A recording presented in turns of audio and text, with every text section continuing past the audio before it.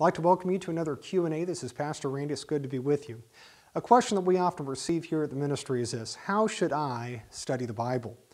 Well, to begin with, I'd like to share with you a chart from the third edition of the Restoration Study Bible. The title of this chart is 5 Principles to Proper Bible Study. Here are the 5 points outlined in this informative chart. Number 1, take it at face value. Number 2, read the passage in context. Number 3, let Scripture explain itself. Number 4, know the context. And number 5, language and grammar. Today I want to focus on what it means to read the passage in context. The neglect of this principle is by far the most common reason why people misunderstand the Bible today. Instead of looking at the overall context, they will form an opinion based only on 1 or 2 verses. Let's consider some examples. Romans 14 verse 5 is often used by those in nominal worship to prove that we can worship on any day we so choose, including Sunday. Well, here's what Paul says there in Romans 14 verse 5.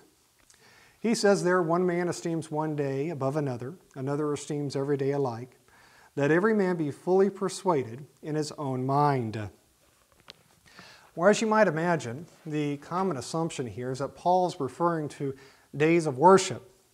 People will again use this passage to state that the seventh-day Sabbath is no longer obligatory and that we can now worship on any day we choose.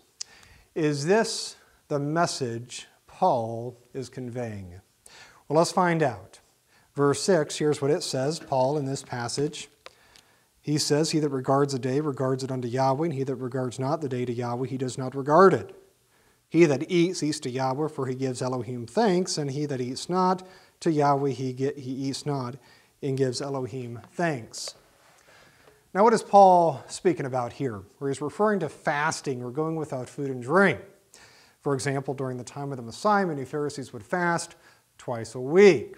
If my memory serves me right, according to history, the Pharisees or the Jews would fast Mondays and Thursdays.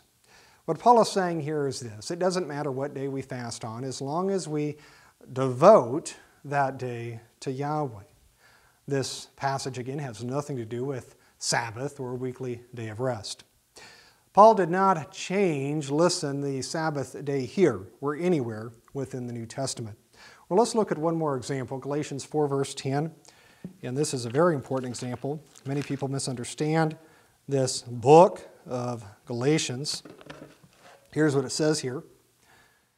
It says, ye observe days and months and times and years. Now, even though Paul does not state this, many assume here that he's referring to the Old Testament feast days or the days of worship. If we look at the context, though, we're going to find something very different. The key to unlocking what Paul says here is found in verse 8. He says there in verse 8, howbeit then, when you knew not Yahweh, you did service unto them which by nature are no mighty ones. Paul confirms here that prior to these people coming to the knowledge of the truth, they served gods that were no mighty ones. You know, if you study the people of Galatia, you will find that they migrated from Northern Europe, and they were the ancestors of the ancient Celts. The days that Paul describes in verse 10 are not Jewish, but Celtic days of worship.